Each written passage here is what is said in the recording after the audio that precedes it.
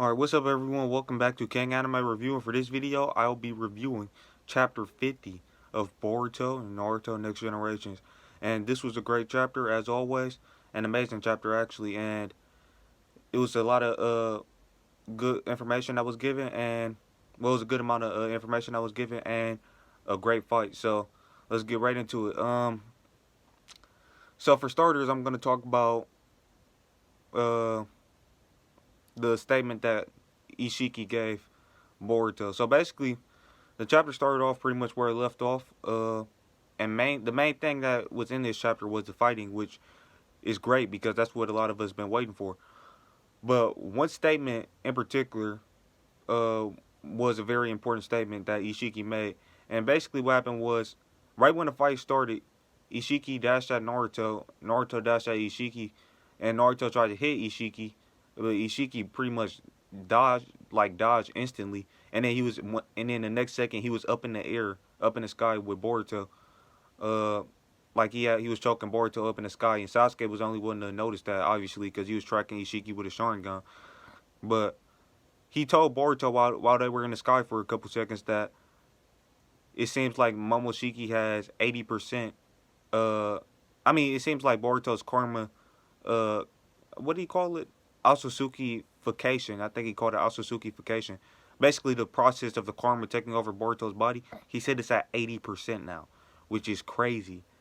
Now that means that means two things actually. So the first thing it means is obviously Momoshiki is getting closer to taking over Boruto's body. He's only 20% away now, and also that means Boruto should roughly be around the same level as, I don't want to say Jigen, but basically his karma seal is almost complete. And even that's what Ichiki was saying. He was basically saying the process of his karma is almost complete. So Boruto, it makes sense because he's had the karma seal for a long time now. I wonder where Kawaki was when he throughout this whole time before he lost the karma seal. But anyways, so yeah, that was a cool little piece of information, and then it was pretty much just fighting from then on for the rest of the chapter, with the exception of a couple things. So Kawaki woke up and he was like wondering what was going on. Apparently, he was wondering like what happened, why he lost consciousness. He finally realized that he lost the karma seal, and he was like wondering why he lost the karma seal. And then Amato pretty much explained to Kawaki what happened, that Ishiki resurrected through Jigen, so all the other vessels that he may have had, which was the only other vessel that we know of was Kawaki, and the karma seal disappeared from him because it disappears after he resurrects. And Amato was like, "So you're safe now. You're as free as a bird now, or whatever." And Kawaki said, "Well, if Ishiki's still coming after me, then I'm not as free as a bird." And Shikamaru was like, pretty much, don't worry. Just put your faith in Naruto and Sasuke, because they're giving their all to protect us, pretty much. And Shikamaru found out that he found out from the police force that Ishiki, Boruto, Naruto, and Sasuke all disappeared to another dimension. So yeah, that's pretty much what happened with that, involving Kawaki and the others in this chapter. So yeah, that was pretty much it. Yeah, we saw Kawaki, Shikamaru, Amato, uh, Katasuke, and Sumire. Those were the only characters we saw in this chapter besides Naruto, Sasuke, Boruto, and Ishiki, who were having a fight. I like how they kept that stuff to a minimum, but they did cut to Kawaki twice in the chapter. I don't think that was completely necessary. I think they could have just cut to him one time and left it at that.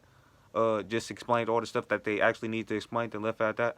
Um, but yeah, it was good nonetheless. Um, and there's not much else to say about the rest of the chapter as in terms of like story, besides the fight. So let's talk about the fight. So Sasuke switched places with Boruto while Boruto was being choked by Ishiki in the sky, after he revealed the fact that Boruto is 80% complete, or the Otsutsuki-fication is 80% complete on Boruto. Basically, his karma seal is 80% complete. Sasuke switched places with Ishiki. He tried to hit him with a Shidori, and Ishiki just grabbed his arm and then kicked Sasuke to the ground. And man, this guy's real strong because it's almost like he knocked Sasuke out with just one kick. Now I don't know why Sasuke was going for a Shidori in this instance. He knows ninjutsu don't work. Um, I don't know. He used a Shidori twice in this chapter, so the second time he used it, he was trying to hit Ishiki from behind, but I'll get to that later. But I think he should have just tried to cut Ishiki's head off or something. Like, he should have did something else, I think. Of course, Ishiki can shrink objects, so he probably was aware of that, but he can also shrink chakra, too. Like, he shrunk Naruto's Rasengans in this chapter. So, man, they're in a no-win scenario here. He can shrink chakra, and he can shrink their any physical objects. Uh, he can shrink anything that's not he can shrink pretty much everything except you guys already know how it goes with Ishiki. He can shrink literally anything aside from other not other living beings. So he can shrink everything with the exception of other living beings. Uh, but he's the only living being he can shrink, so that's the exception with that. But yeah, I guess he was in a no-win scenario. I don't know what else he could have done. His Shidori wasn't gonna work, obviously, and his blade wasn't gonna work. But he had to try something because he had to protect Boruto. So then, pretty much, I think what happened after that was Naruto used his Nine Tails chakra arms to try to restrain Ishiki, and then he also used some shadow clones and stuff. And Ishiki, well, first he came at Naruto came at him with the Rasengans, like I said, and he ended up shrinking the Rasengans. Uh, he used shadow clones in the chapter as well, and then he tried to like basically bind or trap Ishiki uh, with his Nine Tails chakra arms. Uh, and Sasuke tried to hit him with a Shidori from behind, but then Ishiki popped out this new jutsu, which is I think it looks very similar to the Koro organization's meeting place. You guys probably seen it in the anime as well. We all seen it, but you probably remember from the anime when the Koro first appeared in the anime, and they were in this like it looked like they were in a different dimension or something. A lot of people were speculating that it was probably a Genjutsu realm. I don't know. But either way go, the blocks that he used in this chapter, they look like the same ones from there. So uh, they appear to be physical objects rather than an illusion, or maybe they can be both. I don't know. But yeah, it was these big blocks that he had appear out of nowhere. Obviously, well, out of his dimension with his eyes. With one of his eyes that we don't know the name of yet, his new dojutsu. So he had that appear, and he hit Sasuke with it, and uh, and Naruto's shadow clones got destroyed by him, and I forgot what else happened to what happened to Naruto at the end. But and then basically what happened with Sasuke is Ishiki appeared behind him, and he tried to hit him with a rod. Ishiki tried to hit Sasuke with his rod, and Sasuke countered it with his sword, and then Ishiki shrunk his sword, and then he used it. He picked up his sword. He basically he shrunk it out of Sasuke's hand, and then he basically gained control of it, and then he grew it back to full size, and he tried to stab Sasuke with it and kill Sasuke, and um, that's when Boruto jumped in. At first, I was kind of confused at what was going on, because at first it looked like Boruto sent a shadow clone to stop Ishiki from killing Sasuke with his sword, but that ended up not being the case. It was actually, I guess, it was the real Boruto, and Boruto actually was able to. He managed to like get Sasuke away to a safe place faster than Ishiki could strike him with his sword. At first, I thought it was a shadow clone, but I guess it was actually Boruto.